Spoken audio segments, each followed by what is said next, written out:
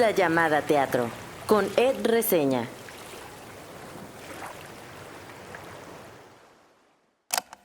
La escritura me protege mucho, la escritura teatral me ayuda como a transitar mis obsesiones. Entonces estoy muy feliz escribiendo porque a veces la realidad me avasalla. Gracias por entrar en esta isla. Yo soy Ed Quesada o Ed Reseña. En mi isla habría una videoteca con mis películas favoritas y con todos esos clásicos del cine que no he visto. Habría una pared para proyectar esas películas por las noches y habría palomitas. Ah, y claro, en esta isla también habría teatro, mucho teatro. Esa voz que escucharon al inicio es la de nuestra invitada de hoy, Mariana Arta Sánchez, dramaturga, directora y actriz. En ese fragmento ella habla de la escritura y me pareció muy significativo comenzar con esa frase, porque creo que la escritura, el teatro y el arte en general nos ayudan a transitar la realidad, esa realidad que en ocasiones puede ser abrumadora. Hace unas semanas se estrenó La mecánica de los sueños, una obra para jóvenes audiencias, escrita por Mariana junto con Saúl Enríquez y también dirigida por ella. Ya tenía rato queriendo entrevistar a Mariana desde el año pasado, justo con Emilia, la obra Emilia, y ahora que venía La mecánica dije, claro, es el momento perfecto para poder hablar con Mariana, poder hablar de esta obra, pero también de otras de sus obras, de sus universos, de su manera de escribir y de hacer teatro. Así que aquí te dejo las cosas que debes saber antes de entrar a esta isla. 1.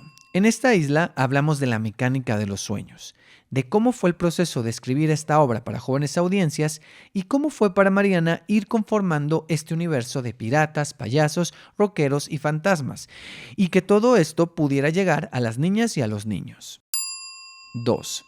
Aquí hablamos de dramaturgia, de dirección y actuación, pero también de la comedia, de las características del humor de Mariana y de cómo usa la comedia para comunicar los discursos que le mueven a través de esos universos tan particulares y muchas veces irreverentes. 3. Esta isla también tiene espacios dedicados a otros proyectos. A Emilia, donde Mariana dirigió, y a su carro de comedias, el Sendebar, la cruzada de una fémina ilustrada. 4. Esta es una isla llena de risas, de recuerdos, de opiniones contundentes acerca del teatro, los premios, la fama y la dramaturgia. Es una isla para imaginar, jugar, pero también para alzar la voz y cuestionar cómo funciona nuestra realidad y nuestro teatro. Ahora sí, es momento de entrar a la isla de Mariana Arta Sánchez.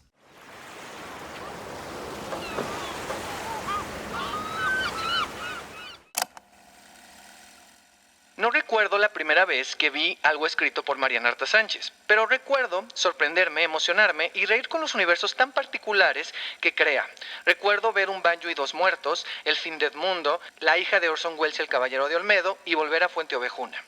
Ver a Mariana en el escenario es verla disfrutar y saborear sus propias palabras, es verla jugar con sus personajes. La recuerdo claramente en Bicéfalo y en Mr. Bright. Recuerdo su dirección en Emilia, ver su estilo para contar esa historia de mujeres que juegan a contar la historia de una mujer y la lucha por su voz. Una de las obras con las que más me he reído en un teatro y quizá una de mis comedias favoritas es Odio a la maldita dramaturgia, presentada por la Gaviota Teatro en el Teatro Helénico. Pensar en el teatro de Mariana es pensar en personajes fuera de sí, en géneros y universos que se mezclan, como el cine negro, el western, la ciencia ficción, la farsa, los futuros distópicos, elementos fantásticos y realidades alternas. Es también pensar en un humor ácido e inteligente que critica y pone el dedo en la llaga. Es pensar en la humanidad, pero llevada a extremos que tal vez solo sean posibles en la ficción, o no. Muchas veces termina siendo una muestra de lo absurdo que puede llegar a ser nuestra realidad. Justo ayer pude ver otro de sus viajes, una historia de piratas, payasos y rockeros, donde una dramaturga a cargo de una compañía de teatro decide contar una nueva historia y aventurarse a salir de su zona de confort. Pero a la vez hace una invitación a conocer cómo funciona el teatro y a hacer un homenaje a cada una de las partes que hacen posible que esos sueños se hagan realidad en un escenario. Hoy nos acompaña en esta isla llamada teatro Mariana Arta Sánchez. Muchísimas gracias por la invitación, Ed. Estoy muy contenta de platicar contigo. Muchas gracias, Mariana. Estas entrevistas yo las empiezo siempre con una pregunta. Si hubiera una isla llamada Mariana Arta Sánchez, si vieras tu vida como una isla, ¿qué cosas que a ti te representan tendría que haber en esa isla? ¿Qué se podría ver, qué se podría tocar, qué se podría escuchar, qué se podría oler, qué se podría comer? Ay, qué pregunta tan compleja. Bueno, para empezar, sí tendría que haber unos cuantos libros. Los libros son siempre mis compañeros de vida desde que tengo memoria. Mi abuela era una lectora voraz y desde que éramos muy chicos, a mis hermanos y a mí nos introdujo en el mundo maravilloso de la literatura. Entonces, digamos, pues que sería lindo tener unos cuantos, sino por lo menos 3 o 4 de los libros que más me gustan. Me gusta muchísimo, por ejemplo, Alessandro Barico. Me encantan sus libros. Ajá. Es para mí un referente excepcional. Últimamente he estado leyendo mucho a Pierre Lemaitre, que es un autor que se dedicaba a escribir historias policíacas, pero después tuvo una saga que trata sobre la Primera Guerra Mundial y lo que pasa entre la Primera y Segunda Guerra Mundial, etc. Me gustan mucho algunos teóricos, ¿no? Como filosofía, me gusta mucho Slavoj Žižek, que es muy irreverente y además él mismo es como una especie como de personaje, entonces sus libros me acompañan, siempre llevo uno de sus libros en mi mochila. Y pues bueno, si tengo como por lo menos unos cuantos libros, eso me haría muy feliz. Algo que sería muy importante tener sería mi familia, ¿verdad? Ah. Mi hija y mi esposo son muy, muy importantes porque además ellos aguantan todo el nacimiento de todas las locas historias que voy creando.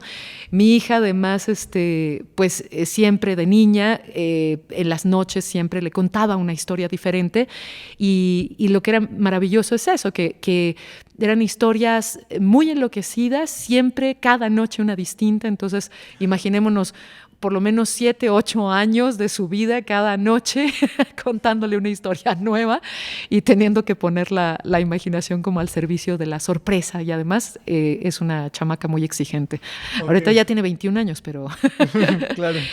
Y pues yo creo que si se tiene a la familia y los libros, la capacidad además eso de poder contar historias, yo creo que yo estaría completa. Ok, muy bien, me gusta, o sea, práctica de ocupo esto y esto, muy bien. Exacto. Ahora, siguiendo con este concepto de la isla, vamos a hacer una dinámica donde vamos a crear un mapa. Los mapas nos ayudan a conocer los territorios y en este caso a conocer tu isla, a conocerte a ti, para la gente que nos escucha. Entonces, en este mapa yo te voy a ir preguntando por un recuerdo. O sea, yo te puedo decir un recuerdo de un cumpleaños y que tú pienses en una imagen muy específica cuando tenía 15 y no quería 15 y me llevaron a un viaje o algo así. Ajá. O tenía 10 y había un payaso, yo qué sé. Ajá. Entonces, vamos a empezar con el primero. Y el primer recuerdo es un recuerdo de tu niñez. Puede ser cuando entré a la escuela de teatro. Bueno, ya es preadolescencia, ¿no? Entre los 11 y los 12 años. Vamos. Me acuerdo mucho que mi abuela me llevaba también mucho a ver teatro, entonces yo estaba desesperada por hacer teatro desde los 9 años y estuve insistiendo. Mi relación con mi madre no era la mejor del mundo, pero se fastidió de tanto que le pedí y entonces encontró finalmente una escuela que es CADAC, el Centro de Arte Dramático AC, que fundó Héctor Azar, y entonces la entrevista era con él. Era un poco aterrador porque te sentaban en un sillón rojo gigantesco. ¿A los 11 años? A los 11 años, te hacían una entrevista para poder entrar a CADAC. Ajá. O sea, sí, no era como cualquiera entra nada más porque pagas, porque era el maestro Héctor Azar, no importa la edad que tuvieras, si entrabas a niños, si tenías 5, 7, 10 años, 11 años, tenías que hacer una entrevista con el maestro. Y el sillón era como de Alicia en el País de las Maravillas, era un sillón inmenso rojo. Yo me acuerdo que me colgaban las patitas, que para subirme me dio mucho miedo, y llegó el maestro, ¿no? Que además tenía un porte así como, pues sí, ¿no? O sea, era quien era, y aunque yo no lo conocía, yo sabía que era de quien dependía yo poder empezar a subirme a un escenario. Y ya me hizo como una serie de preguntas, ¿no? Yo obviamente estaba muy nerviosa y ya después de esa noche, al día siguiente te decían si te quedabas o no, y tenía mucho miedo de morirme. Me acuerdo que decía yo, no quiero morirme sin hacer teatro. O sea, pero a los 11 años, como yo, que ya en mi estado de ñoñez, ya era como muy extremo, decía, no, por lo menos quiero por favor probarlo. Y afortunadamente no me morí y afortunadamente me quedé, ¿no? Claro, okay. Pero recuerdo mucho la presencia de Héctor Azar y el gran sillón rojo. Okay. Pienso en esa imagen, ¿no? Del gran sillón rojo. Sí. Un recuerdo con tu familia. Me acuerdo con mi hija, yo le prometí siempre vivimos en Querétaro, bueno, ya ahorita está viviendo en Alemania, está estudiando artes visuales, pero pasábamos mucho, vivíamos en el centro de Querétaro y nos paseábamos mucho por un andador. Y había un caballito de madera azul, de estos que se puede uno como subir, que son como medio mecedora.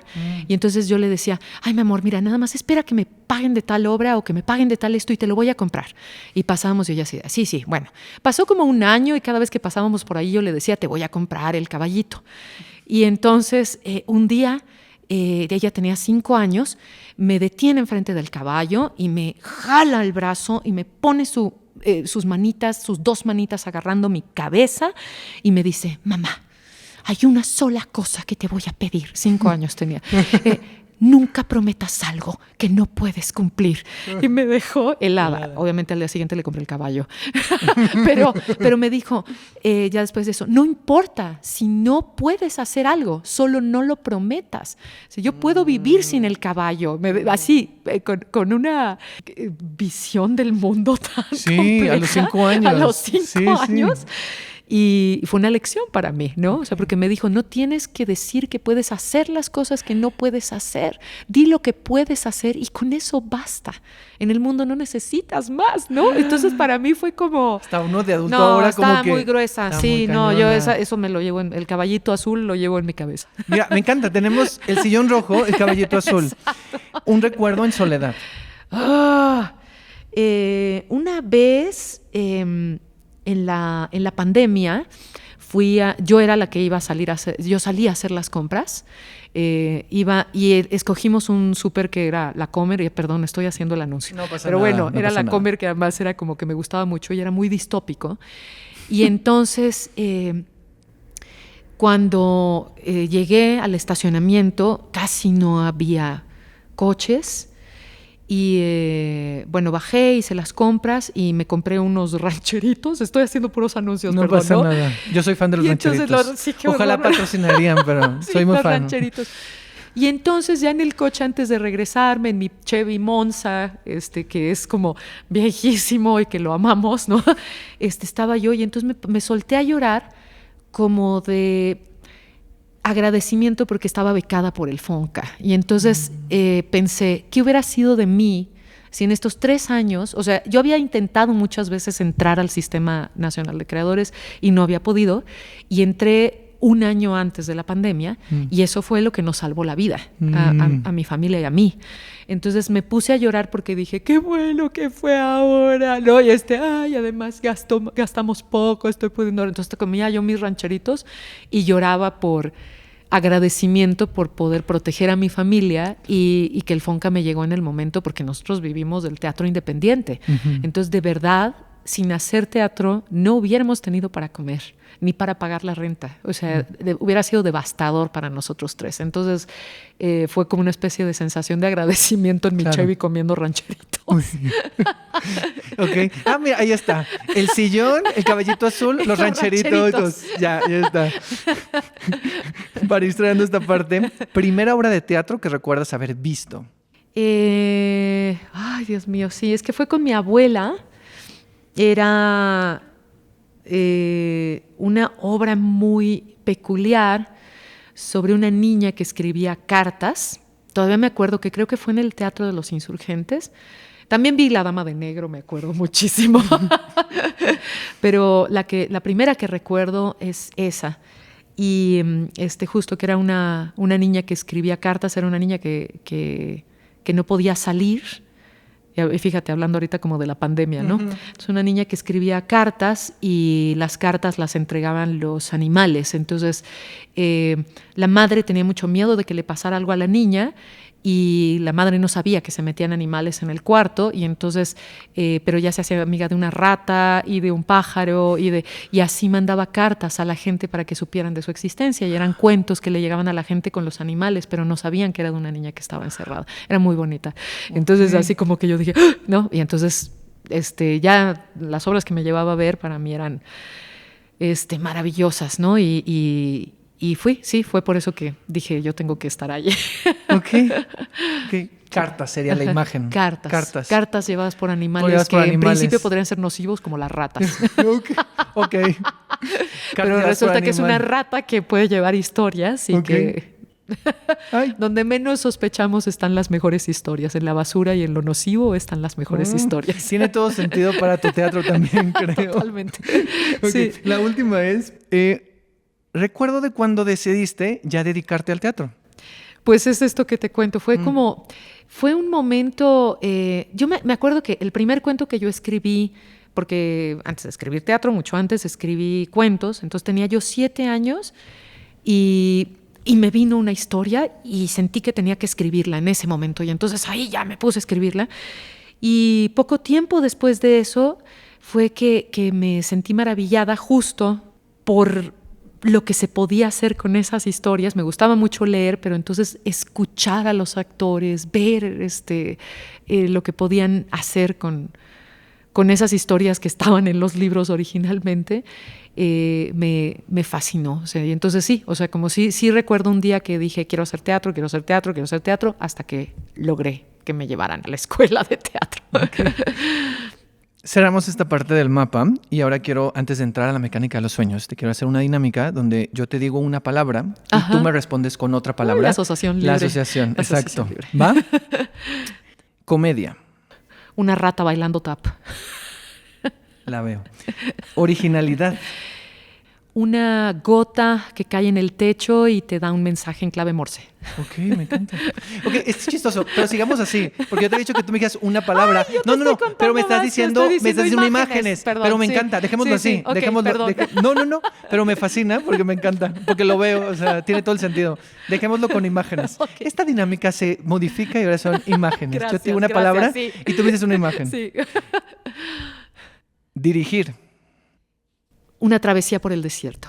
creatividad, Espontaneidad sin rigor. fantasmas, Mi padre. piratas, Los que te dan las cosas fuera del sistema. Romper con el capitalismo. escribir, Mi mundo. rock, Contracultura. equipo, Lo único que importa. payasos, Miedo. irreverencia, Fiesta. actuar. Habitar al otro. Y por último, teatro. Mi refugio. Muy bien. Pues ahí está, entramos a La Mecánica de los Sueños, esta obra que se presenta actualmente en el Teatro del Bosque Julio Castillo, sábados y domingos, 12:30. Escrita por ti y Saúl Enríquez, dirigida por ti y 25 producciones ahí en la producción. La Caja Teatro creo que también, Ajá. Félix, Giselle. Primero, ¿de qué va? Para la gente que no la ha visto, que no ha visto el póster ahí muy bonito, Claro. que está muy lindo. ¿De qué va La Mecánica de los Sueños? Bueno, te cuento un poquito los antecedentes rápidamente. Va. Nos convocaron originalmente Félix y Giselle, al equipo creativo en general, porque querían hacer una obra en la que niñas y niños pudieran familiarizarse con precisamente la mecánica teatral. O sea, querían como lúdicamente enamorarles no solamente de lo que normalmente vemos explícitamente en el teatro, porque bueno, vemos a los actores, sabemos que está el texto, ¿no? Como que bueno, por lo menos tenemos claro por ahí que está la figura del director, pero todo esto que tiene que ver con la iluminación, con la tramoya, con el propio vestuario, que es obviamente parte muy importante para poder generar estos sueños, con poca o mucha producción, son elementos que son importantes para contar las historias. Y bueno, originalmente habían convocado a Saúl para que escribiera, a mí para que, para que escribiera y a mí para que dirigiera.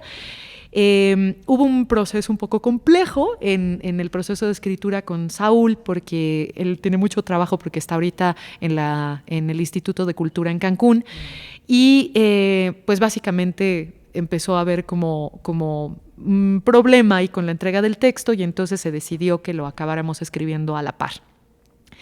Y entonces para mí era muy importante que la historia sí tuviera un alma, que tuviera un corazón, que no nada más fuera como, ¡ay, qué bonito el artificio, qué hermoso! Porque claro... O como didáctica, ¿no? Como didáctica, no me gusta nada eso, no lo soporto. Me parecía que además ellos tenían ganas de que hubiera como la mezcla de los teatreros y los piratas. Y era difícil de por sí la premisa que ellos estaban planteando, encontrar la forma como de poder unificarlo. Y aparte querían algo que tuviera que ver con el siglo XVII, con el barroco, ¿no? Entonces era una combinación de cosas.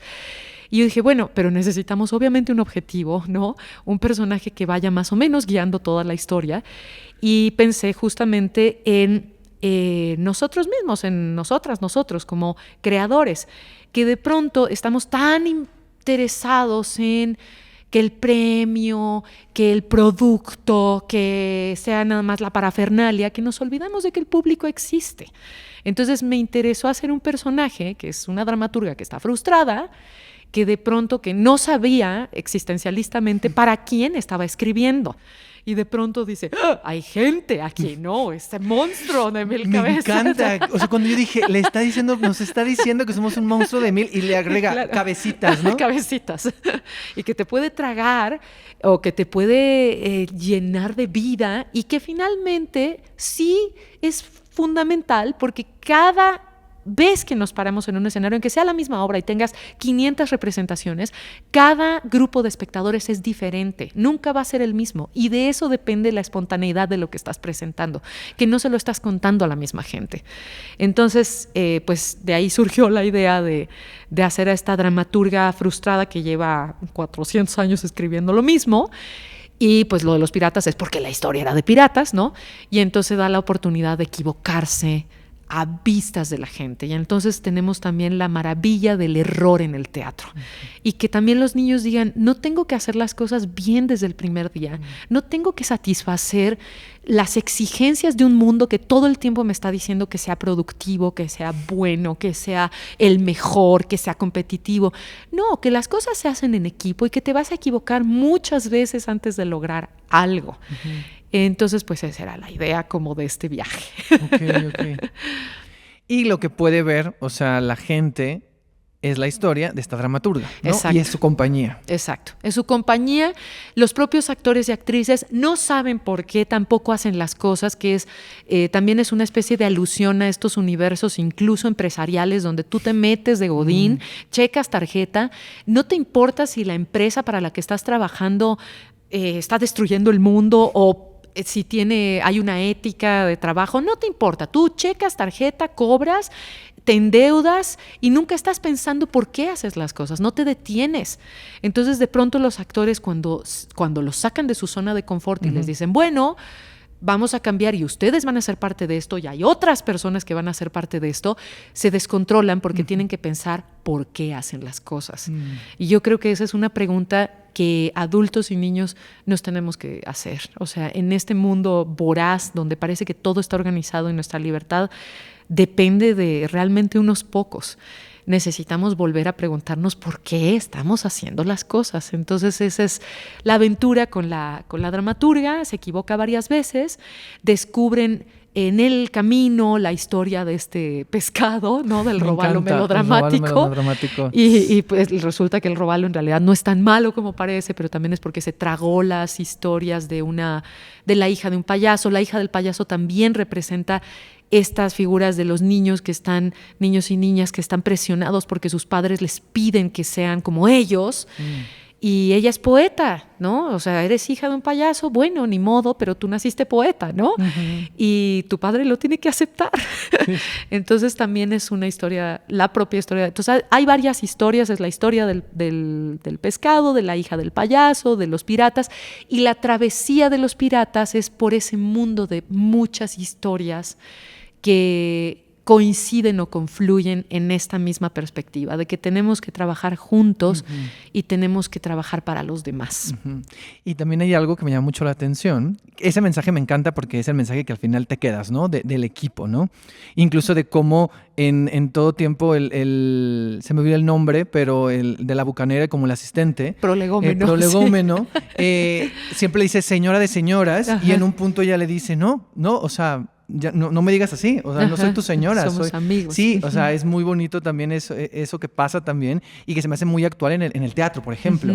Pero justo esta compañía también está buscando algo que yo me reí por dentro, porque buscan el tesoro de la originalidad también, ¿no? Sí. O sea, es como de, ¿y qué onda con la originalidad, no? O sea, que eso también se me hace interesante. Ahora, ¿cómo todos estos conceptos, cómo escribir y comunicar esto para infancias, para niños y niñas? Claro. ¿Cuál ha sido el reto de escribir y dirigir para esas audiencias? Sí, claro, porque es un lindero complicado porque hay mucho teatro todavía para infancias que está muy encaminado como a enseñarles algo, ¿no? Como de lo mismo, te tengo que meter en este riel, o sea, tú tal vez piensas de esta manera, pero no, la manera correcta de pensar es esta.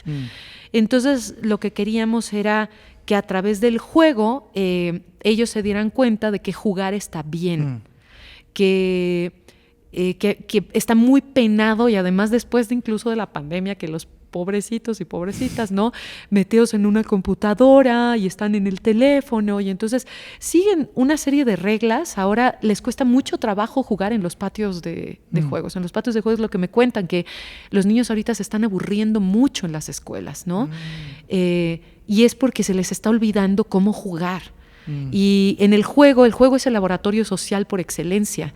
Es donde realmente vas midiendo la empatía, donde vas midiendo que necesitas al otro, donde te das cuenta de que el otro existe, y es el territorio de la equivocación, del conflicto, también de la pelea, también del estatus, de cómo alguien quiere imponerse de una manera y yo me doy cuenta de que no es justo que se imponga. Es el territorio de la justicia también.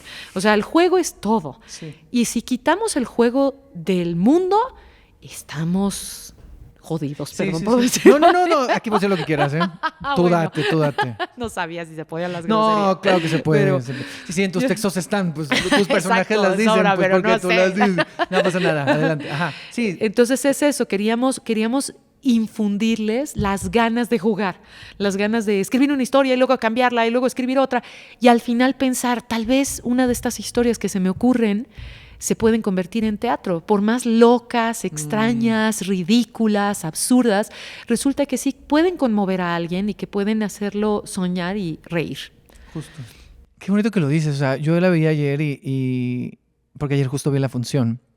Y pensaba justo en esto del juego, y va mi siguiente pregunta, a la forma también en la que conecta con el público y en la que se intenta involucrar, ¿no? En esto, porque también es como si en la historia está esta idea de que el público también completa el fenómeno teatral, pues también en este caso cómo lo hace, ¿no? Y esta idea de la tormenta, ¿no? O sea, de que el público también forma parte, para la gente que nos escucha y si tiene niños y si usted es de las personas que les odia el teatro interactivo, no se preocupe, aquí no tiene que pasar al frente, Sí, no.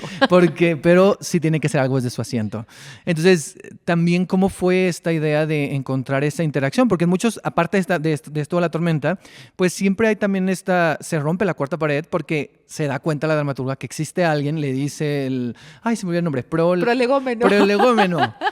Sí, Saludos. que es como prólogo chiquito. Ay, claro. Por eso, como él entra primero, entonces... Sí, tiene todo el sentido, claro. Saludos a Carlos Alexis, que hace al prolegómeno. Sí, que lo hace muy bien. Qué bonito. Ok, perfecto. Entonces, ¿cómo ha sido esto de también que el público se involucre en esta apuesta específicamente?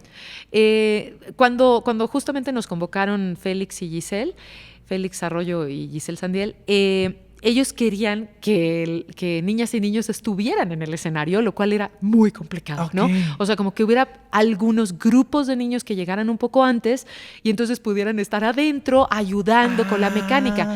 Pero eso era sumamente complicado porque había que primero a quienes eliges y a quienes dejas fuera. Claro. Y eso ya... da una sensación de competencia que no queríamos potenciar, ¿no? Sí, como Al de él sí contrario, pasó, yo no. Exacto, de por qué yo sí y yo no, ¿no?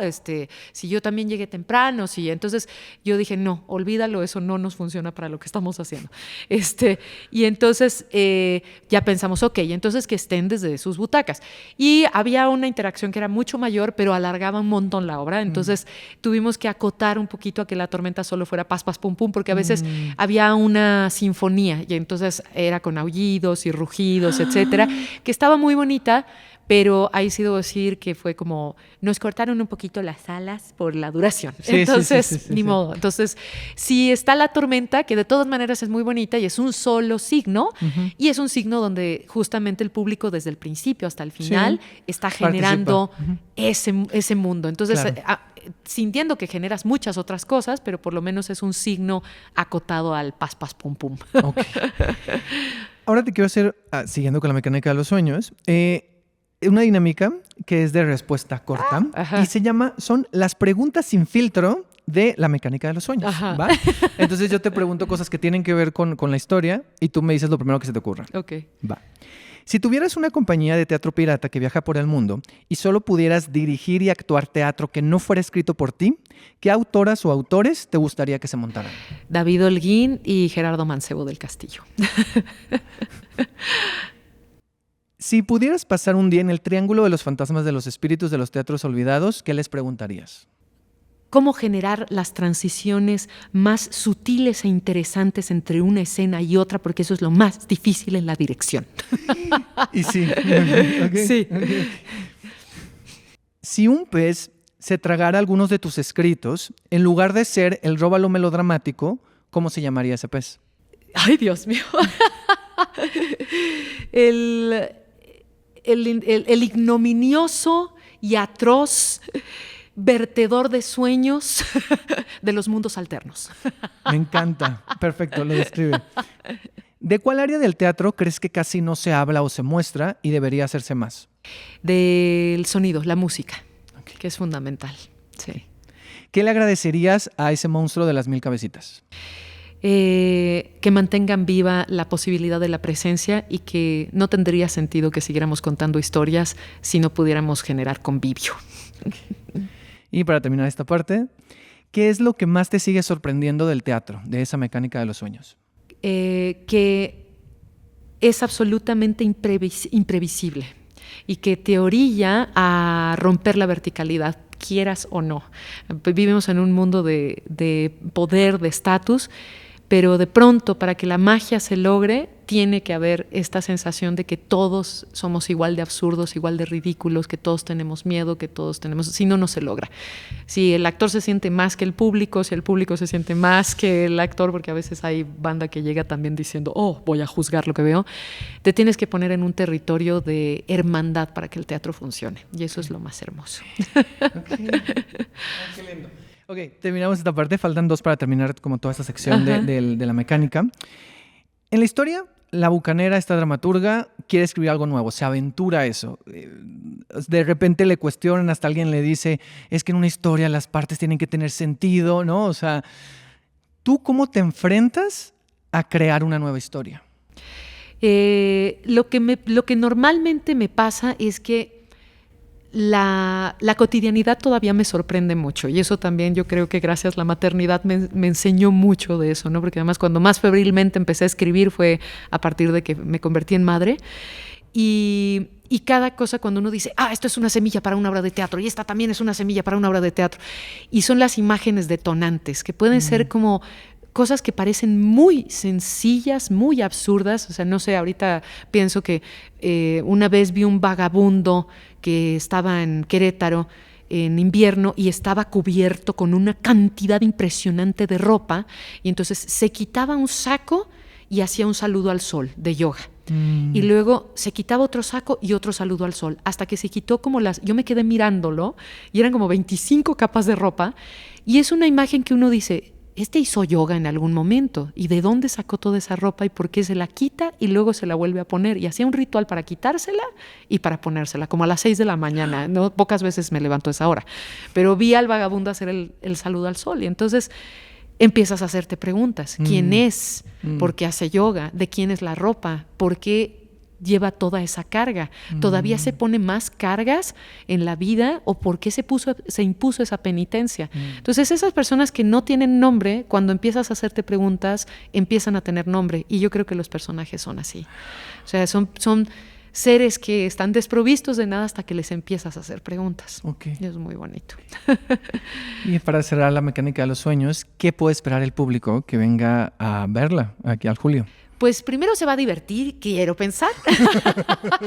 Van a haber figuras de la disidencia como los piratas, que les digo, claro, que eran los que lo robaban obviamente en los mares, pero actualmente también la figura del pirata es también una contracultura, ¿no? De quien de pronto, por ejemplo, te regala un software que te costaría carísimo. Ya sé que no hay que incitar a esto, pero bueno. Pero es interesante hablar del fenómeno que sucede. Exacto, que muchas veces tú no tienes acceso, el capitalismo te vende eso carísimo, le pone un precio y resulta que tendrá que ser un bien que tendrá que estar en manos de todos, ¿no? El rockero pues es la contracultura también, el payaso también, entonces buscamos que se vengan a divertir con todo aquello que va en contra de un sistema represor que nos orilla a pensar de maneras únicas y sobre todo de formas en las que repudiamos a los otros. La idea también aquí es que se hace una especie de comunidad con los actores y con el público, lo que decíamos, y entendemos que nadie es mejor que otros, que los demás. No, y eso es muy importante. O sea, me parece que es un mensaje para dejar ahí. Y bueno, así cerramos esta parte. Entonces, ahí está La Mecánica de los Sueños para que vengan a verla quienes nos escuchan. Sábados y domingos, 12:30, Teatro del Bosque Julio Castillo, hasta el 6 de octubre, para que se lancen por acá. Y ahora quisiera hablar un poquitito, o sea, de escritura, porque como te diste cuenta, he visto varias de tus obras y siempre me llama mucho la atención. Y fuera del aire te lo dije y me dijiste, ¿te gustaron? Así como de... Y yo, sí. Sí, algunas son extrañas, son irreverentes, pero justo como la creación de los universos, o sea, como que esta mezcla de géneros. A mí en general me gusta mucho la ciencia ficción y casi no veo cosas en teatro hacia esos lugares. Entonces, por ejemplo... cuando yo vi Bicéfalo fue así como de, pero es un western, pero es como estos conceptos, o sea, hay como varias cosas y también como muy lo policial, lo detectivesco, ¿no? O sea, en Mr. Bright, que es muy divertida, pero a la vez como muy, ¡ay, caramba!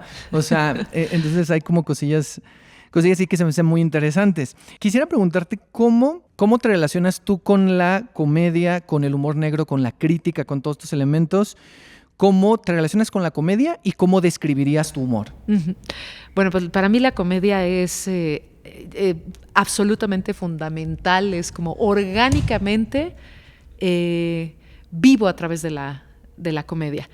Y lo que pienso que hace la comedia, que es maravilloso, es para empezar, resquebraja el orden establecido, ¿no? O sea, forzosamente cuando vas a hacer comedia vas a tener que romper algo. No se puede hacer comedia sin raspar, sin lastimar y sin morder, pero de la mejor manera, porque cuando estás con el público es justamente decir, esto que tú te has creído durante tanto tiempo que tú eres, ¿qué tal si no eres eso? Y resulta que eres otra cosa, ¿no? Entonces, yo creo que la comedia derriba mucho la lógica del poder, como hablando también ya de lo que mencionamos un poco anteriormente, pero por ejemplo, o sea, con el propio Rey Lear, ¿no? Que es maravilloso. Es una tragedia, pero hay un bufón, que es un personaje que es fundamental.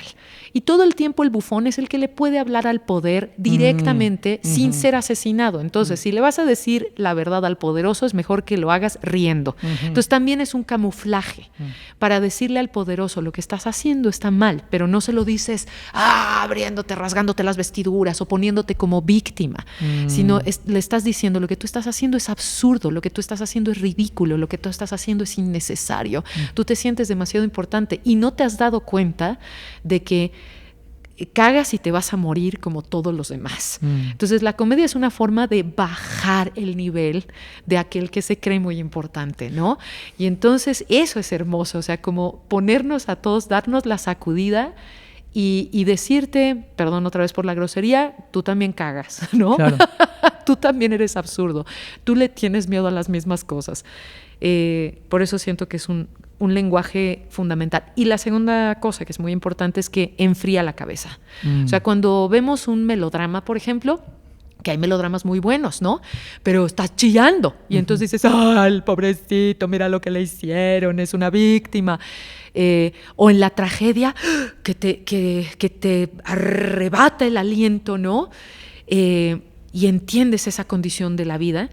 Pero lo que es muy lindo de la comedia es que no va directo a la tripa y al corazón, sino va al cerebro. La comedia se tiene que entender, no se puede sentir, la tienes que entender. Cuando te cae un 20 de los chistes, por ejemplo, de estos que dan así como la vuelta a cualquier cosa, no sé, se me están ocurriendo puros chistes crueles que no voy a decir, pero que siempre es como que te preguntan, ¿qué es tal, tal y tal? ¿No? Y entonces tú piensas una cosa y te dicen, no, es esta otra. ¿No? Y entonces lo que te hace sentido es que en tu cerebro apareció una imagen y el del chiste te dice, no, es esta otra imagen que también hace sentido, pero tiene que hacer sentido. Esa es una cosa muy importante. Entonces se tiene que entender. Claro. Una comedia que no se entienda, aunque sea en el absurdo, tiene que tener su propia lógica. Sí. Y eso hace que la gente piense en los problemas con el cerebro frío. Okay. Eso es muy bonito. Qué interesante. No, me gusta mucho porque luego en este podcast vienen invitados y hablo un poquito de la comedia, no tanto como quisiera, pero justo dije, ahora que viene Mariana le voy a preguntar. Y me gusta mucho justo por eso, porque tu humor también es incluso muchas veces políticamente correcto, es irreverente, o sea, tiene esas características, ¿no?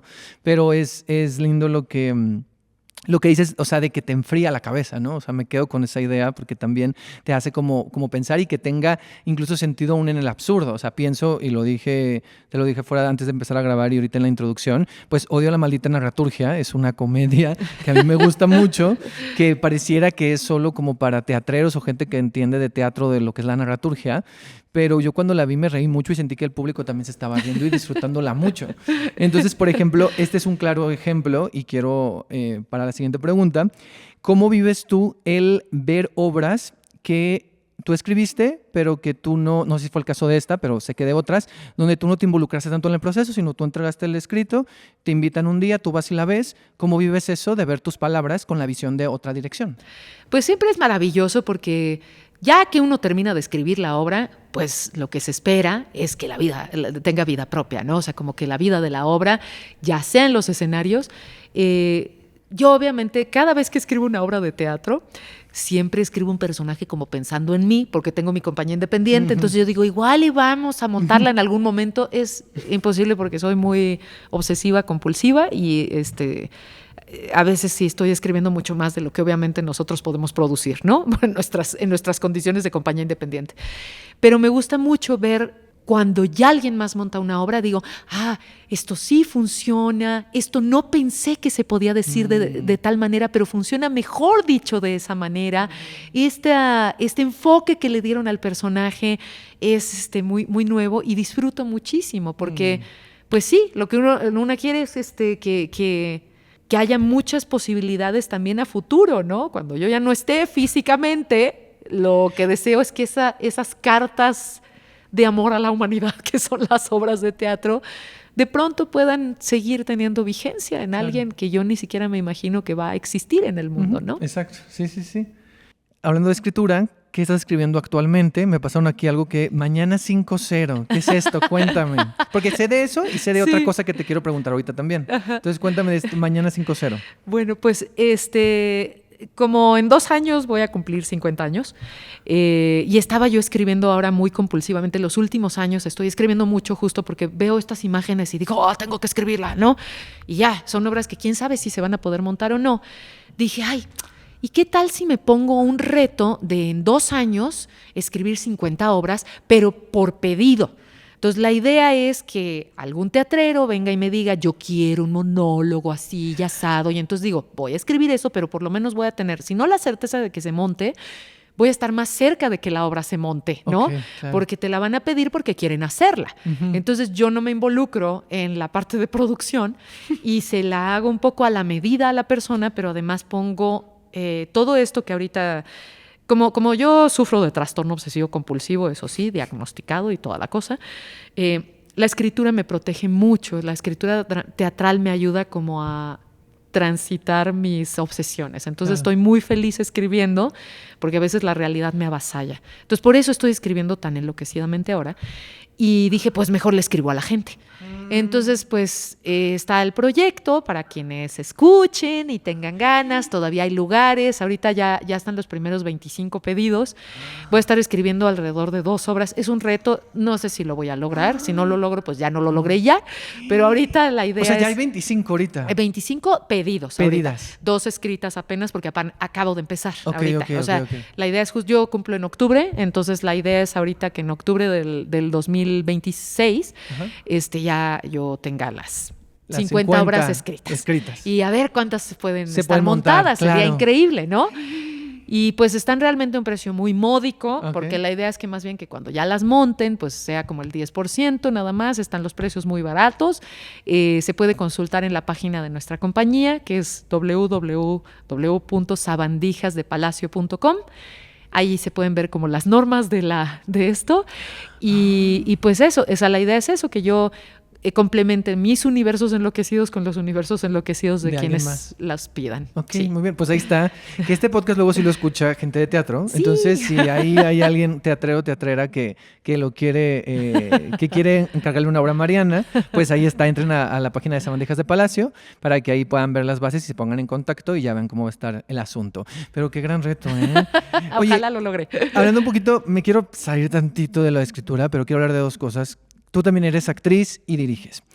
¿Qué se enciende en ti cuando diriges y qué se enciende en ti cuando actúas, que no está encendido cuando escribes? Ajá. Yo creo que aquí en México como que han parcelado mucho los lugares en el teatro, ¿no? Y entonces es como el que dirige, la que escribe. Yo creo que en realidad todo parte como del mismo espíritu. Yo creo que cuando escribo teatro estoy actuando en el papel, que cuando estoy actuando estoy escribiendo sobre el escenario y cuando dirijo estoy haciendo las tres cosas, ¿no? Porque la dirección también es un lugar un poquito difuso, inventado en el siglo XIX, no existía antes y el teatro es mucho más viejo que eso, así que el director, la figura de la dirección no existía antes. Lo cual quiere decir que, pues, entre dramaturgia y actuación se complementaba y el teatro era maravilloso y se lograba. Entonces, la dirección tiene un lugar como para poder armonizar, ¿no? Pero no debe de ser un lugar también de poder. Y por eso yo siento que cuando estoy conduciendo, acompañando actrices y actores, estoy escribiendo con ellas una nueva partitura sobre el mismo texto, ¿no? Okay. Y también tengo que dirigirles pensando cómo yo resolvería como actriz. Entonces yo muchas veces pienso, aquí yo haría esto, ¿no? Y entonces digo, a ver, vamos a probar. Y ya actrices y actores van dando otros matices, pero la intuición original es con el cuerpo. Okay. Entonces es escribir, dirigir es escribir una nueva partitura, ¿no? Okay. Y estar actuando al mismo tiempo en el cuerpo de alguien más. Claro. Brevemente, porque no quiero pasar estas dos proyectos específicamente, fuiste la primera mujer en dirigir un carro de comedias. Entonces, ¿cómo fue esta experiencia? Fue hermosa. Es una de las mejores experiencias que he tenido, a pesar de que atravesó la pandemia y tuvimos que estrenar 1 año y medio después de lo previsto. Yo me titulé de Letras Hispánicas mucho tiempo después de terminar la carrera, pero bueno, me titulé con una investigación sobre el Sendebar, que es un libro misógino del siglo X, que originalmente fue escrito en árabe, luego se tradujo al hebreo, luego al castellano, y eran puros cuentos misóginos, ¿no? Era cómo enseñarles a los hombres a recelar de las artimañas femeninas. Y entonces yo traté de darle la vuelta a eso, ¿no? Como justamente decir, es increíble que llevemos tantos siglos leyendo tantos relatos misóginos y que las mujeres sigamos padeciendo, o sea, porque parece que ahorita hay mucha apertura por los feminismos, etcétera. Seguimos en una condición de mucho rezago. Ahorita que me preguntabas de la dirección, te digo rápido que en la dirección es uno de los territorios donde las mujeres sufrimos más. Se sufre mucho en la dirección, en la dramaturgia bastante, en la actuación curiosamente menos, porque es como donde están las histéricas histriónicas. Entonces nos dan chance de ser locas, pero en la dirección es un lugar muy tomado por los hombres, porque es un lugar de poder, muy virilizado. Y entonces yo quería darle la vuelta a esos cuentos y que usáramos los cuentos del Sendebar y los pensáramos nuevamente. Entonces escribí una historia que ocurre en la Edad Media, ¿no? Se roba en realidad es una mujer que ha vivido vestida de hombre, se roba el libro y es para darle la vuelta y decir todas estas son mentiras. Y todo esto que se ha escrito sí genera que ustedes piensen que nosotras somos inferiores, que somos mentirosas, que nuestro ingenio solo lo usamos para manipular. Todas las cosas que están ahí son todos los lugares comunes con los que hemos estado peleando tanto tiempo. Y pues fue muy hermoso trabajar con ese grupo. La productora es una belleza de personas, Rebeca Bravo. El elenco hicieron la prueba, los elegimos y es un elenco hermoso, el elenco original. Y el carro de comedias para mí es una cosa muy hermosa que vi desde sus albores, desde el primer carro de comedias. Entonces, sí, y es un gran proyecto. Justo hace unos episodios entrevisté a Gaby Ochoa, que ahorita ella dirige, y entonces hablábamos y yo le preguntaba, claro, tú eres la tercera mujer y a partir de Mariana, ¿no? Porque fuiste tú, luego fue Kilan Lanchino Sí. y ahora Gaby Ochoa, Sí. Que están ahí. Tenemos que ser muchas. Entonces, claro, sí, y es interesante porque las historias, o sea, también como los personajes que hacen también como, sin caer en lo educativo, pero sí en lo leccionador, pero sí como esta presencia de género y en los discursos también de lo que se ha montado en el carro después de ti. Sí. Entonces ha sido muy interesante y yo te lo quería preguntar. Y quiero hablar un poquito rápidamente, dirigir algo que tú no escribiste, que ya hay algo previo en otro país, que es Emilia, que es un monstruo con un gran dispositivo escénico, con música, con movimiento, con muchas actrices, con grandes actrices de este país, Sí. como Aida López, como Aide Sí. Boeto, Amorita Rasgado, o sea, Asir Abate. Entonces, ¿cómo fue Lucía Uribe? Mariana Gajá. Mariana Gajá, sí, no, es que la lista, yo cuando vi ese elenco dije, por Dios, ¿qué son todas estas actrices? ¿Cómo fue esa experiencia? Ay, pues fue hermosa, pero también desgastante. Sí, o sea, el texto cuando me llegó me pareció hermosísimo. Realmente a veces me cuesta mucho trabajo dirigir cosas que no hago yo por razones diversas, pero este texto me llegó y me enamoré inmediatamente tanto de la obra como del propio personaje histórico de Emilia, de Emilia Bassano, que dicen que incluso pudo haber sido Shakespeare, pero eso ya es harina de otro costal. Y bueno, la productora tenía la idea como de traer la obra acá, porque le fue muy bien en Londres. Entre ella y yo, ellas, porque son dos productoras, estuvimos armando al elenco y yo tenía muchas ganas de que fueran obviamente actrices de teatro, ¿no? Ellas también como que estaban interesadas en que, bueno, también fueran actrices, que igual estaban en cine o haciendo otras cosas, también, bueno, porque es importante para un proyecto de pronto hacer como una conjunción de fuerzas y querían también que hubiera mucha diversidad, ¿no? Entonces teníamos una actriz invidente, ¿no? También una actriz hermosa, también maravillosa en silla de ruedas, y que hubiera como que fueran incluso también de formaciones muy diversas y de edades muy diversas. Sí, porque por ejemplo las tres Emilias, era Coti Camacho, era Amorita y era Aida, ¿no? Aida, sí. Que también Aida es esplendorosa. Es increíble. Que por cierto yo ubicaba, por ejemplo, a Coti y a Amorita de lo audiovisual. Ajá, ¿no? claro, sí. Y Aida seguro la has visto. Bueno, Aida está en los dos mundos, ¿no? Sí. Está como, Sí, hace un montón de cine y de también, series y también hace teatro. Sí, y aparte, bueno, es una actriz maravillosa, de una disciplina, de un compromiso y de un virtuosismo que pocas veces. Yo la admiraba muchísimo y nunca había trabajado con ella, así que para mí ¿Era conocerla... la primera vez con todas? No, con algunas, Aide es mi amiga del alma y con ella sí he trabajado bastante. Mariana la conocía de la escuela de Cadac, imagínate, y del CUT. Entonces no habíamos trabajado juntas, pero nos conocemos bastante bien. Varias sí las conocía, pero con Aida fue como sí es importante destacarlo porque es maravilloso cuando admiras tanto a alguien y tu admiración crece. En vez de que se te caiga. Porque a veces pasa algo, eso. Exacto. En este caso fue maravilloso porque ya la tenía yo en un pedestal y después de trabajar con ella la tengo en un pedestal todavía más alto. Es una mujer brillante en todos los sentidos, generosa, entiende muy bien la lógica de la escena y ama el teatro profundamente. Entonces, pues digamos que una de las mejores experiencias fue trabajar con ella. Ay, qué bonito. Sí. Pues ahí está Emilia. Y me faltó algo que te iba a preguntar, aparte de lo de las 50 obras, un pajarito me contó, que lo conoces bien, que también estás escribiendo algo para Cabaret. Sí. Junto con Carlos Alexis. Sí. Entonces, si me puedes contar, porque le dije, le voy a preguntar a Mariana lo que están escribiendo de Cabaret. Sí.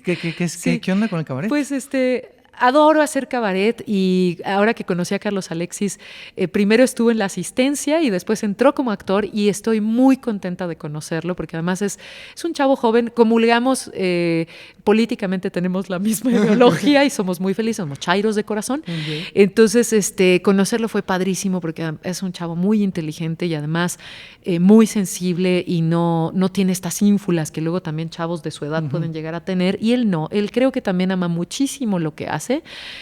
Aparte de que creo que es muy talentoso.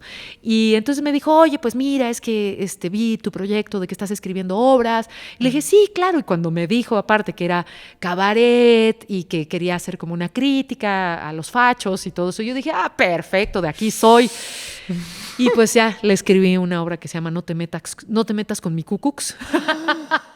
Y esa es una de las dos que ya están escritas. De las dos que ya están escritas. De las 25. Y pues ahora creo que ya la está empezando a trabajar. Sí, ya. Y yo estuve muy contenta de trabajar con él. Me dijo un poco, bueno, pues lo que quería que tuviera la obra, que quería que tuviera magia y música, ¿no? Sí, y, porque siempre sí, él quiere como discursos interdisciplinarios. Entonces yo creo que es un chavo súper despierto y bueno, fui muy feliz de escribirle. Okay. Así que ya estoy muy emocionado de ver cuál va a ser el resultado. Okay. Y bueno, ya para cerrar, te quiero hacer una dinámica también de preguntas rápidas acerca del teatro en general, ¿va? Un sueño cumplido en el teatro. Pues desde el momento en el que pude escribir una obra y montarla y la dirigió Aide Boeto, que es la graciosa comitiva del Leteo, y esa obra se presentó aquí en el Julio Castillo. Y pues habitar el Julio Castillo y también la gruta en el Helénico son dos sueños que se me cumplieron. Un sueño por cumplir en el teatro. Quisiera... tengo una saga que es muy enloquecida, también como feminista, que son 3 partes, e involucra a muchísimas actrices, solo mujeres y un hombre, y tengo muchas ganas de poderla llevar a escena, pero espero que se pueda hacer en algún momento. Okay. Sí, se llama La venganza de las erinias. Okay. Un miedo de esta profesión. Que un día no se me ocurra una historia. Esta pregunta tenía rato que no la hacía en esta dinámica, pero la quiero retomar contigo porque tiene todo el sentido. Y ya me dices qué piensas. ¿Separar al autor de su obra? Sí, no, a veces, ¿por qué?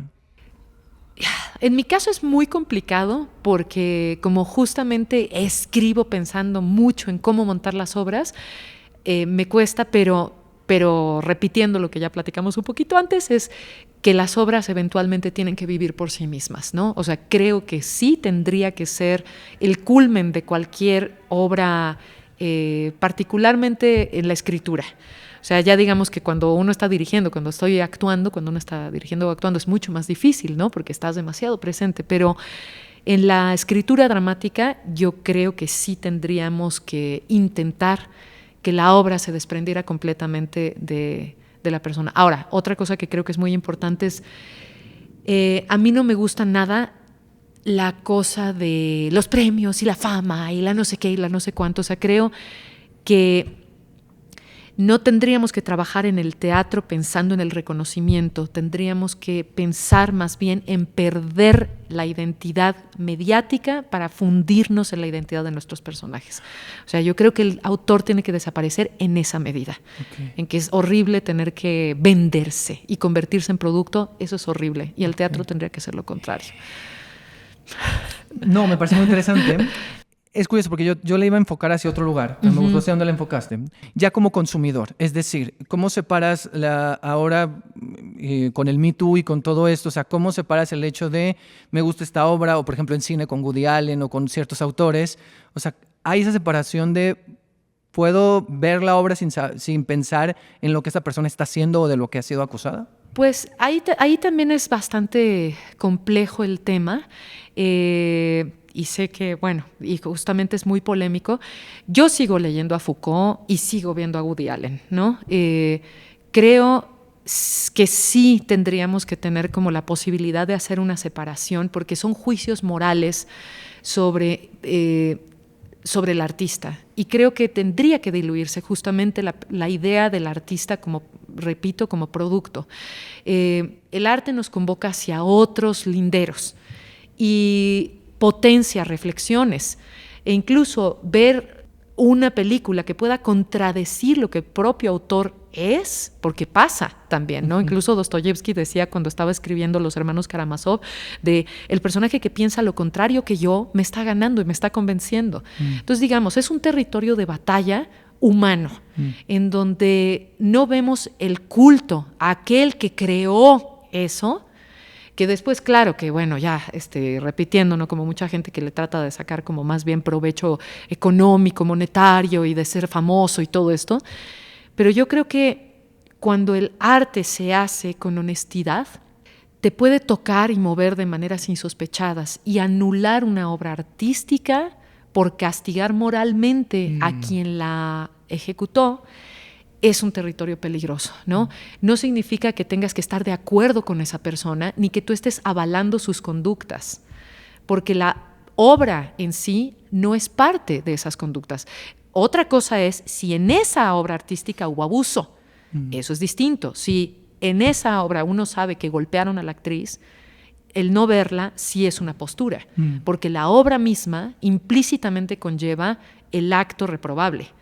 Pero si no es así, si son dos cosas que son separadas, creo que sí habría que considerarlo también bueno, es que si juzgamos, a ver, o sea, no sabemos quién es Shakespeare, ¿no?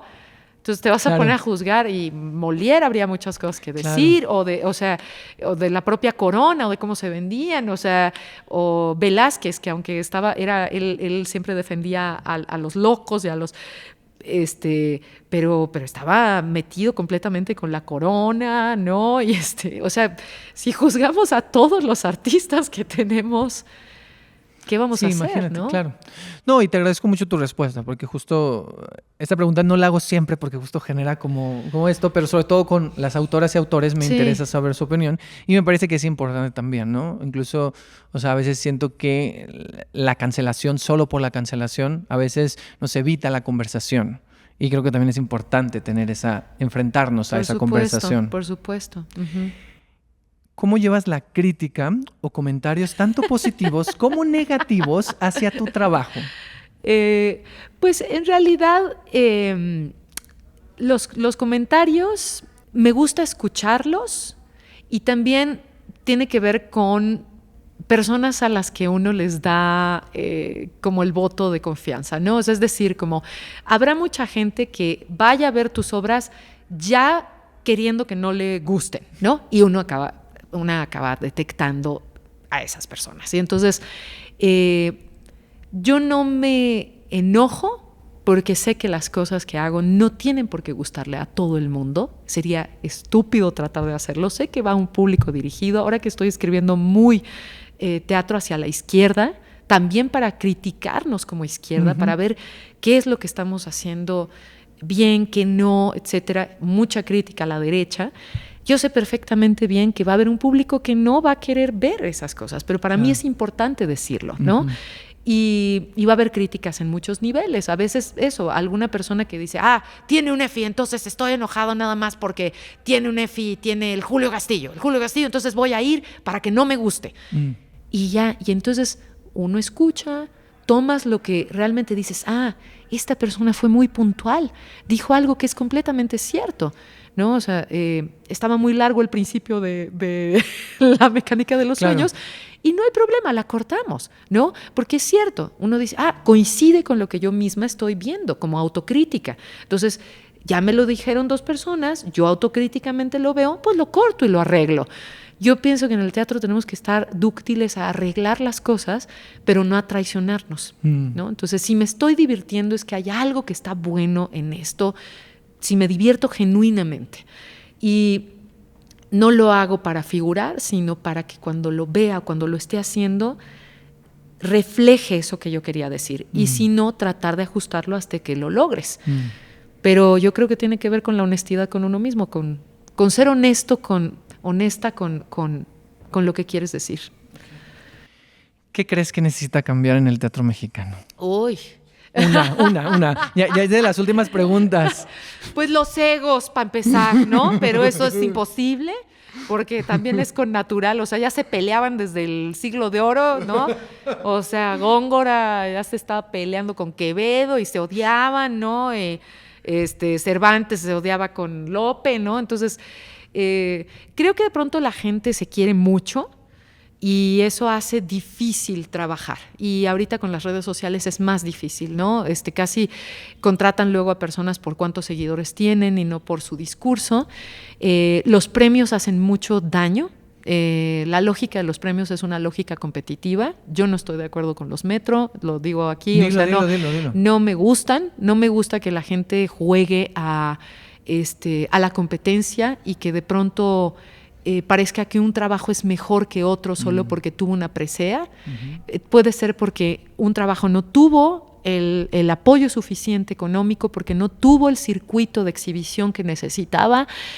Por miles de razones, puede ser que ese trabajo no haya sido apreciado debidamente y puede ser que el público que lo vio fue mucho más feliz que el público que ve la obra que está multipremiada. Entonces, a mí me parece que hay una gran miopía con los premios, me parece que los egos lastiman, que tendríamos que darnos posibilidad de no seguir las modas, como lo de la narraturgia, que la odias, creadoras, ¿verdad? La odio, porque no pasa nada, es alguien que llega, cuenta algo y no sabemos ni dónde está, ni por qué está ahí, ni por qué nos está contando la cosa, ni le pasa nada físicamente, ni tiene una sensación de urgencia, de vida o muerte, no tiene un objetivo, nomás está contando cosas que a nadie está viendo y nos aburren. Entonces, la narrativa ya lo hace muy bien. Entonces, en el teatro hacemos otras cosas, que es empatía, vemos al personaje ahí sufrir, le creemos, hay una verdad física.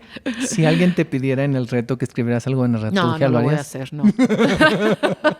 me niego, ahí sí me niego. No, y se los he dicho, o sea que con que tú tengas en el teatro quién soy, dónde estoy y por qué estoy ahí, ya rompiste la narraturgia. Y entonces eso son las 3 preguntas que yo me hago antes de empezar a escribir, si no, no puedo escribir. ¿Y has visto narraturgias donde se rompe? ¿Has visto narraturgia? Sí, no la soporto. ¿Nada? No he visto una sola. ¿Has una nada. obra de narraturgia que te guste? Nunca. Nada de narraturgia me ha gustado. Siento que mata la creatividad, que los actores y las actrices nada más están. Estaba yo parada en un lugar, dije, ¿por qué me está viendo de esa manera? Y ya, y dice, y todo lo dice. Y entonces incluso te digiere. Lo que es increíble también de ver a un actor, una actriz maravillosa, es que no tiene claro todo y entonces duda. Y entonces el espectador está leyendo lo que le pasa. Y está leyendo su duda. Si tú en la narraturgia dices todo lo que estás pensando y tienes bien claro lo que piensas, felicidades, eso no es humano. O sea, los humanos nos equivocamos y dudamos y no sabemos a dónde vamos, ¿no? Ya. Y lo que es muy lindo es que aquel que estamos mirando, que el otro sea un misterio. Que el otro sea un misterio es hermoso. Okay. En la narraturgia rompes el misterio y vuelves a una persona completamente plana y ramplona porque te está diciendo todo lo que es, todo lo que le pasa y tuvo tiempo de pensar increíblemente bien en cómo codificó la situación en la que está. Entonces, pues le matas la cosa bonita. Okay. Creo que te saqué del tema, pero... Perdón, no, pero soy yo. No, pero me encanta. A ver, me encanta. Aquí, mira, o sea, acepto que la gente venga a despotricar, a decir lo que piensa. Y a mí lo que más me gusta justo de eso es tener diferentes visiones del teatro. O sea, aquí ha venido gente que está a favor de los premios, hay gente que escribe narraturgia, yo he entrevistado a gente que escribe narraturgia, claro. Y me parece que es importante tener el otro lado también. Por supuesto. Y es válido y se vale y me encanta. Volviendo a este concepto de la isla, me gustaría pensar, ya para terminar, y justo esta idea del que mencionan en la obra, en la mecánica, lo del tesoro de la originalidad.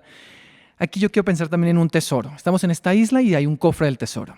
Pero la pregunta es, imagina que en ese cofre del tesoro están las cosas valiosas que a ti te ha dejado el teatro. ¿Qué cosas están en ese cofre? La humildad, por encima de cualquier cosa. El placer de habitar mundos alternos y pensar que la realidad no es unívoca y que la podemos cambiar. La protesta en contra del poder, la capacidad de tener voz y de darle voz a las personas que no la han tenido durante mucho tiempo y entender que el mundo es una convención y que la creamos entre todos y que todo se trata de creer y crear. Entonces creo que Además, el teatro me salvó la vida, pero ya también, esas son otras historias, pero en el momento en el que yo venía de una familia muy disfuncional y el teatro salva vidas, es real que salva vidas. Y por último, ahora sí, la última pregunta es que tú me hagas una pregunta a mí. Como que me preguntes algo de teatro, puede ser de una de las que yo te dije o alguna pregunta nueva que se te haya ocurrido en esta conversación. ¿Cómo sientes que el teatro ha cambiado tu vida? Si es que la ha cambiado. Sí, sí la ha cambiado. Alguien hace poco me hizo una pregunta similar, pero creo que ahorita estoy en otro lugar muy diferente cuando la contesté. Uh-huh. Y era diferente, creo, el planteamiento. Sí, sí ha cambiado mi vida. ¿Cómo la ha cambiado? Yo creo que tiene que ver como con... como que me emocioné, me puse sensible. Le diste el clavo, Mariana. Qué bueno. No, creo que tiene que ver con abrirme al mundo. O sea, lo veo en dos líneas. Por un lado, ser más empático con ciertos temas, conocer temas, personajes, situaciones que ocurren en el país o que ocurrieron en el país o en el mundo y de las que yo no sabía, ¿no? Uh-huh. O empatizar con ciertas situaciones. Eso por un lado. Y por el otro, creo que tiene que ver con abrirme al mundo en el sentido de abrirme a las personas. Yo soy una persona muy introvertida. Entonces el hecho de entrevistar con gente... Pero ha cambiado. O sea, creo que el teatro me ha ayudado a dejar de ser y a poder conocer a las personas a través de lo que hacen y conectar en una manera en la que yo puedo conectar. Porque a veces uno conecta, vas a una fiesta o vas a cierto evento y dices como que, ay, te engentas, yo me engento. Por ejemplo, los estrenos de teatro, la gente sabe, a mí no me gustan los estrenos. O sea, me gusta ir 2 semanitas después, una semana después. Entonces, como que me ha dejado eso, me ha dejado también abrirme al mundo, conocer gente gracias al teatro y a estos proyectos que hago de difusión. He podido conocer, tengo muchos amigos, amigas que he conocido a través de las obras, actores y actrices que luego voy a verles al teatro por el gusto de verles ahí, ¿no? Entonces me parece que eso es muy lindo y eso creo que me ha dejado y creo que sí me ha transformado en ese sentido. A lo mejor no así como tan drásticamente, pero si volteo hacia atrás, sí veo esos cambios en mí. Claro. No, y son cambios que dices que no son drásticos, pero son. No, sí es cierto. Sí, porque además sí te hace entender que todos nos construimos personajes, ¿no? Exacto. Y entonces eso te libera muchísimo, de decir, nadie es completamente, sino que la identidad es una construcción. Y eso, sí, eso libera, ¿no? Sí, mucho. Sí, te libera, sí, totalmente. Te abre al mundo. Muchas gracias, Mariana. Gracias. Hemos terminado. Muchas gracias por venir, muchas gracias por la plática. Gracias a ti. Estuvo muy sabrosa. Qué bueno. Gracias.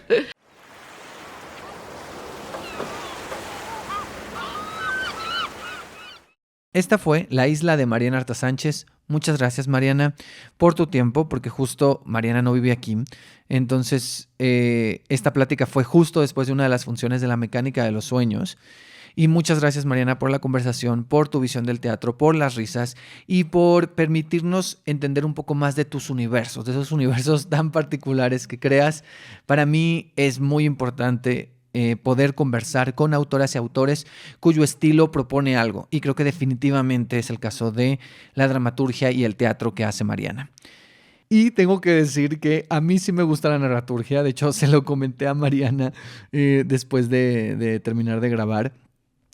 Porque justo la narraturgia, y creo que esto no se lo mencioné, pero fue mi acercamiento al teatro cuando llegué a la Ciudad de México en el 2012. O sea, las primeras obras que vi eran narraturgia. Y como lo mencioné en la conversación, o sea, a mí me interesa tener diversidad de opiniones y de visiones del teatro, ¿no? Y me gusta que en este espacio y en esta isla se fomente eso, se fomente la diversidad de opiniones.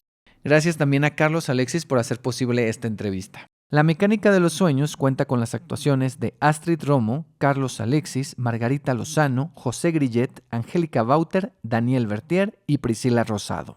El diseño de escenografía es de Félix Arroyo, el diseño de iluminación de Matías Gorlero, el diseño de vestuario de Giselle Sandiel, la música original de Dano Coutinho y la dirección de movimiento y coreografía es de Aranza Muñoz Montemayor.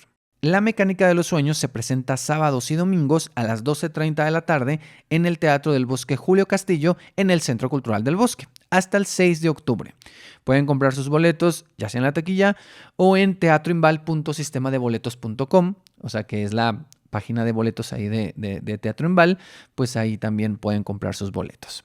Y no hablamos de esto en la conversación, se me fue, pero este 5 de septiembre comienza una nueva temporada de Volver a Fuente Ovejuna, que es una obra escrita por Mariana Arta Sánchez y dirigida por Ginés Cruz. Se las recomiendo, va a estar ahí en el Teatro Benito Juárez de jueves a domingo del 5 al 22 de septiembre. Y del 12 al 15 de septiembre no habrá funciones para que lo tomen en cuenta. Recuerden que pueden seguirme en mis redes, estoy como @rcenateatro en Instagram y en Twitter o X, y en TikTok estoy como @rcena_teatro. Y justo esta semana, tanto en TikTok como en Instagram, subí una entrevista con Esmeralda Aragón, que es dramaturga y directora de la obra 28 metros sobre el nivel del mar, de la compañía Pelo de Gato. Esta obra se presenta de jueves a domingo en la sala Javier Villaurrutia del Centro Cultural del Bosque hasta el 8 de septiembre.